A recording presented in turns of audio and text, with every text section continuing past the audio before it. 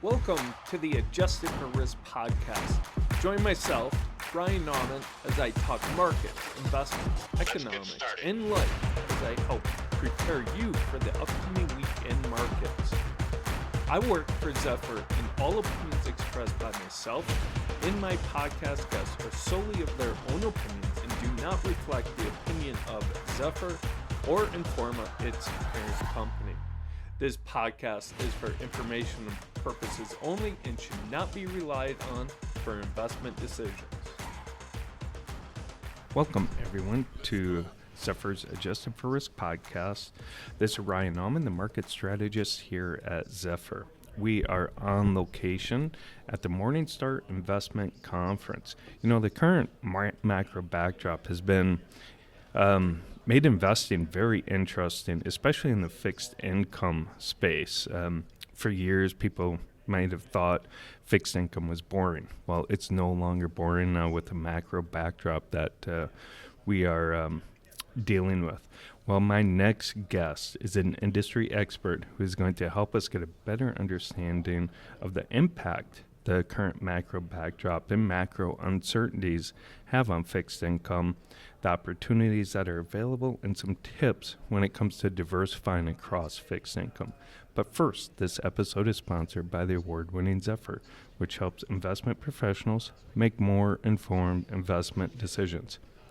I'd like to welcome Noah Wise. Noah is a senior portfolio manager and head of global macro strategy for Allspring's plus fixed income team at Allspring Global. Noah, we had a fantastic conversation last night. It's an honor to have you on. I'm really excited. Thank you for coming on. Based on that conversation we had at Low Group's media reception, this is going to be a really fun conversation. Looking forward to it. Yes, and our backgrounds are both in northern Wisconsin, so we have a lot to talk about. We're going to try and keep it on track and talk about fixed income and not Wisconsin, but I can't make any promises. Noah, can you please tell us a little bit more about yourself and Allspring Global?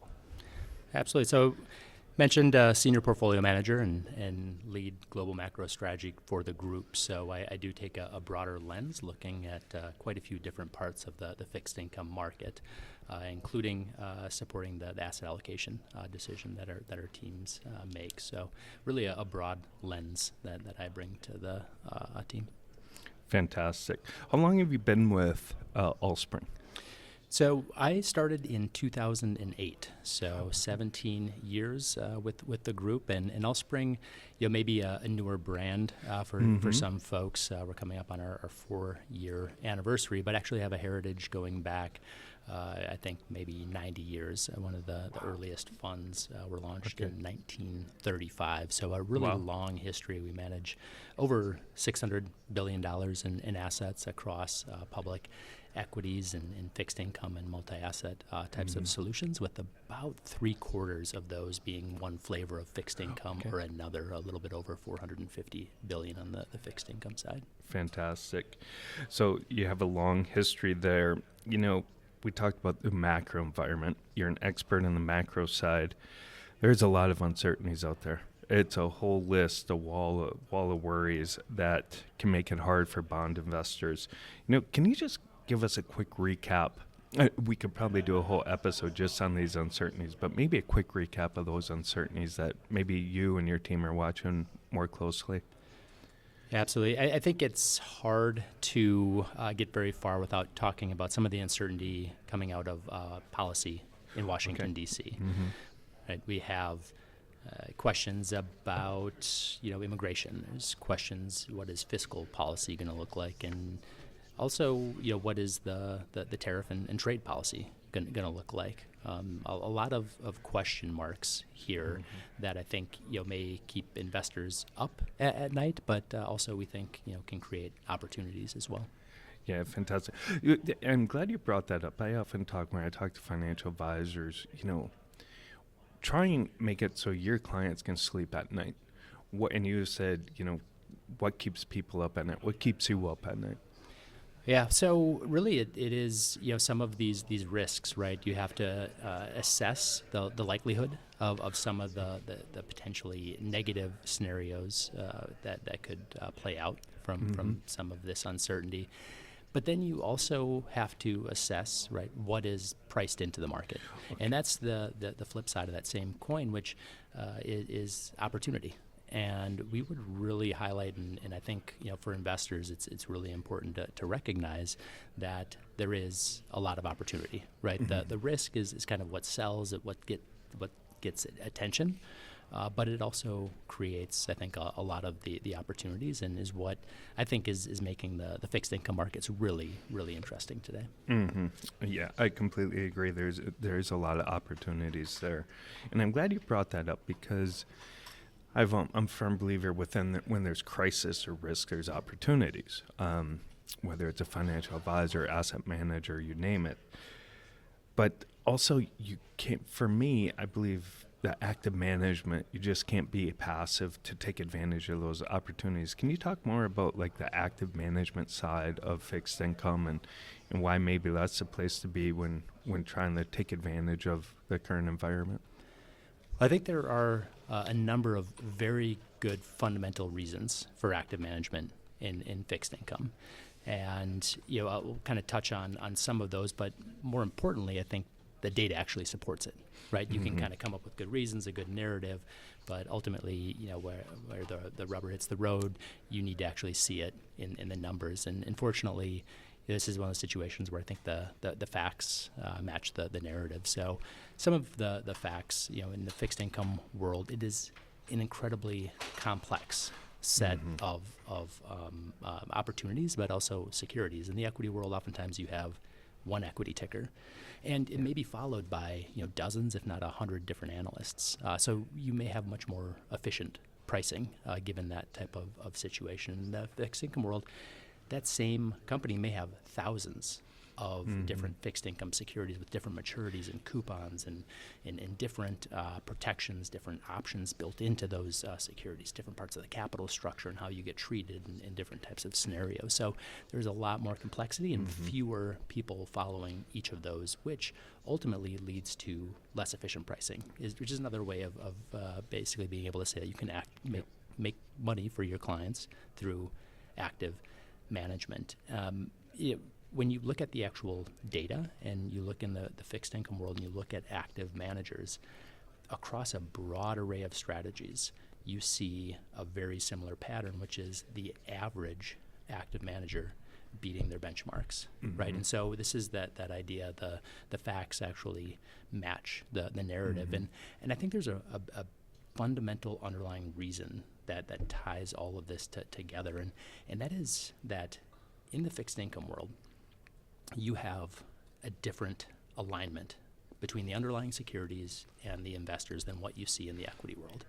And obviously the equity world gets a lot of attention.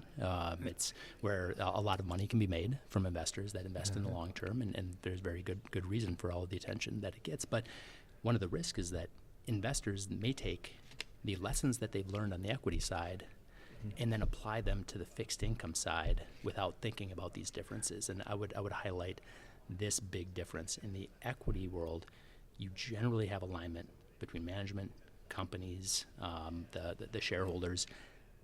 They want the companies to succeed. When the companies do succeed through revenue growth, margin expansion, profitability, they get a larger market capitalization. And those indices can get more difficult to beat, and we've seen that with the Mag 7 and the success of some of these companies over the last decade.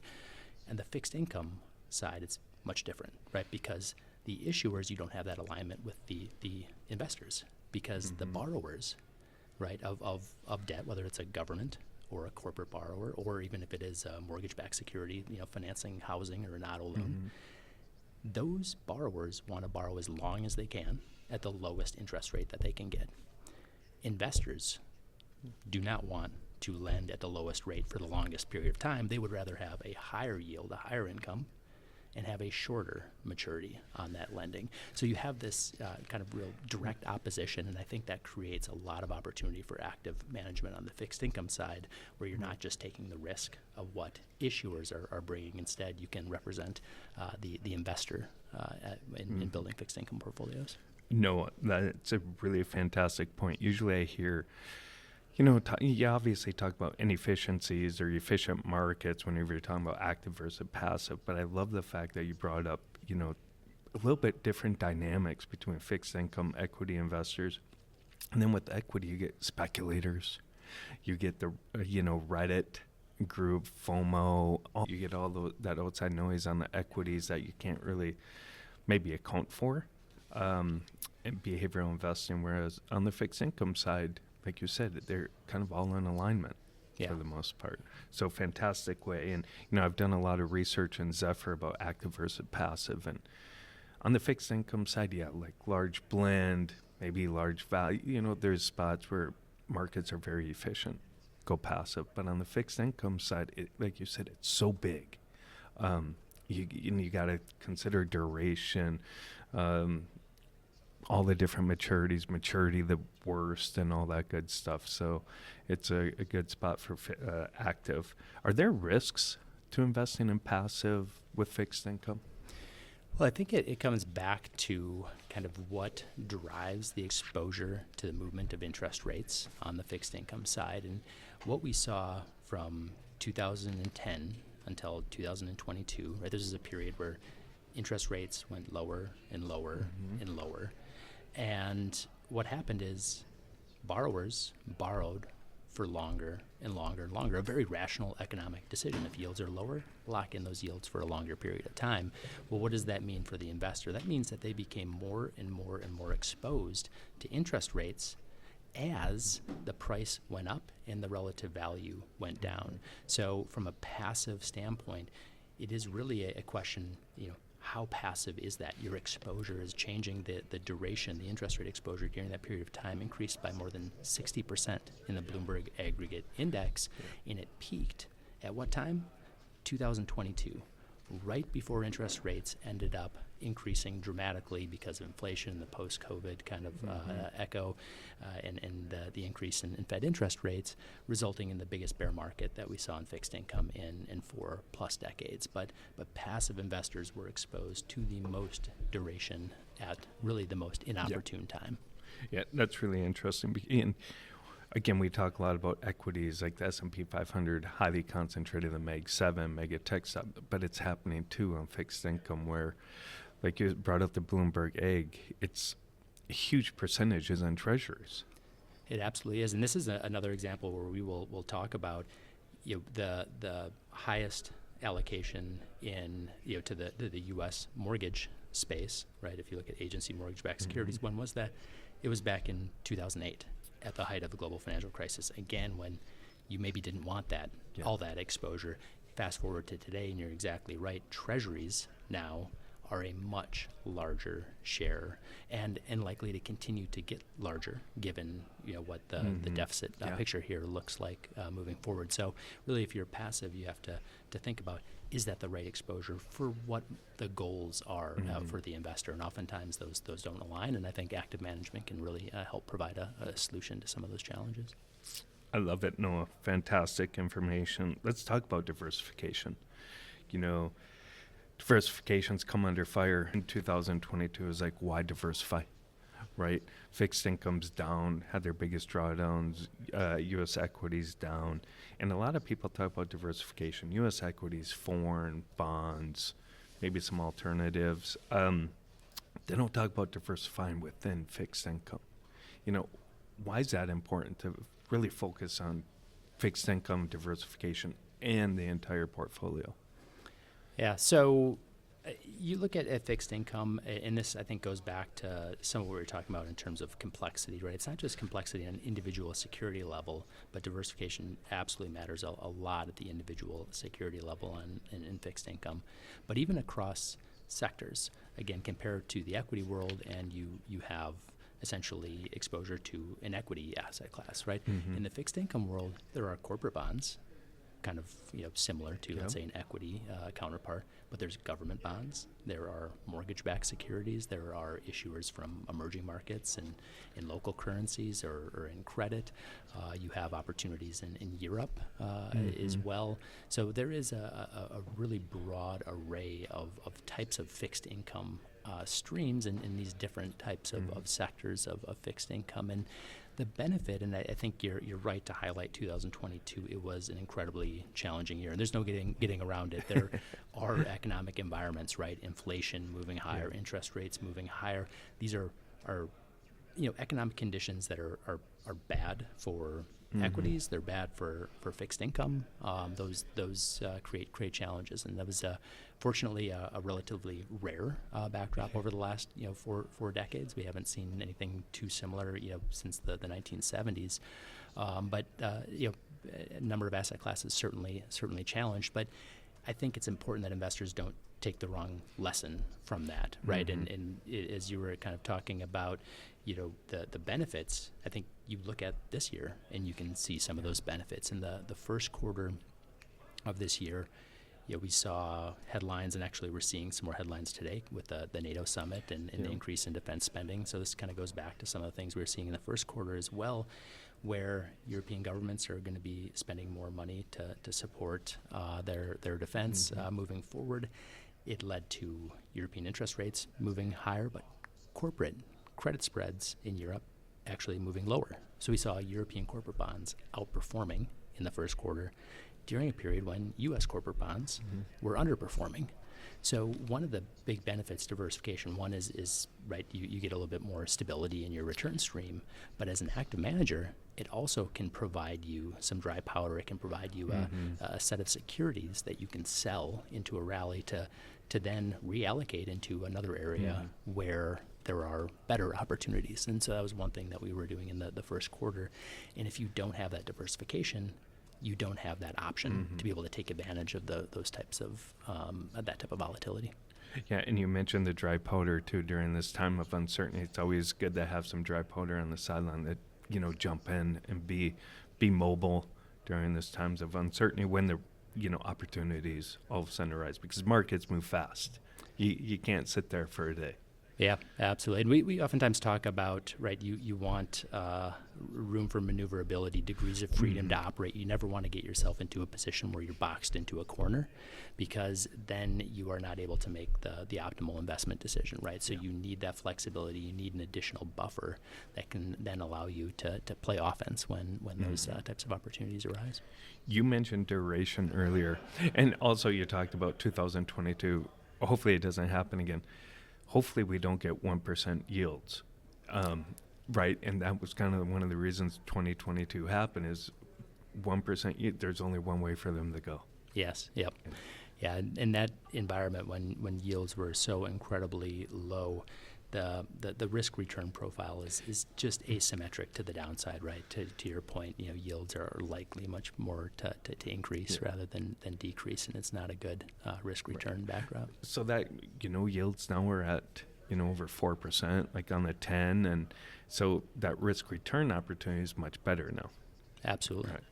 Yeah, it is. And one thing I'd kind of touch on that, because it is, in our view, a lot more attractive, and maybe going back to your question of, what keeps you up at night and some of these types of risks. And when you look at how the market is behaving today, we think there are some important tells, right? We are just coming off of the U.S. getting involved, in a bombing in Iran. Oil prices moved up very, very briefly before retracing that move. But you kind of take a step back. You look at what's happened with the tariff announcements in early April. You look at what's happening with the budgetary talks, right? The market has been landing a lot of blows, right? A lot of this uncertainty, not all of it resulting in the most positive scenario. But then you take a step back, where are interest rates today compared to where we came into this year? A lot of the things that people were worried about have been playing out, and yet the market is being able to handle those. And so that tells us that these are pretty good valuations, that there is an opportunity here with these yields in kind of a 4 to 5% neighborhood for really high quality types of securities. You can get investment grade corporate bonds and 5% or higher. Some of these European opportunities, between 5 and 6% when you hedge them back into dollars. There's a really attractive hedging dynamic from a currency perspective. So there really is, I think, a lot of opportunities, and again goes back to being able to build a diversified portfolio with all these different types of exposures is an exciting time for fixed income. I agree. Let's talk about regional diversification. I'm really glad you brought that. A perfect segue, Noah. You knew exactly where I was going. The U.S. dollar, it's fallen this year. It's tumbled. Really, I believe the lowest level since 2022, maybe. What does that mean for fixed income in relation to, like you said, overseas, maybe going Europe, maybe going emerging market debt? What's that mean for investors? Yeah, I think one of the benefits of being a larger fixed income manager like we are, mentioned, over $450 billion in assets. We do have a lot of investors across a lot of different areas, right, including geographically. And so one of the things that we are seeing and we're hearing, and this is, I think, true within the U.S., but also internationally, is the U.S. has been the place to be. Right, I think that's true, within fixed income. That's true within certainly the equity world, where a lot of the growth and the most successful companies have been located. That's been true for a couple of decades. So where are investors today? Well, a lot of those investors are now over-allocated into the U.S., right? Because you've had such outperformance from U.S. dollar-denominated asset classes compared to a lot of non-U.S. Areas. I think it is putting a lot of investors today kind of looking around and saying, there's opportunities outside of the U.S. For a long time, the only game in town was the U.S. And now, as we were talking about earlier, there's opportunities. There's opportunities in emerging markets. There's some opportunities in European corporate bonds and some European government bonds. And so for those investors, they now have an ability to kind of re-diversify, right? And so it has implications for the dollar. It has implications for potential capital appreciation in some of these markets. But yeah, to us, I think there's a higher likelihood that this dollar weakness continues, not in a disastrous way, not in a really negative type of way.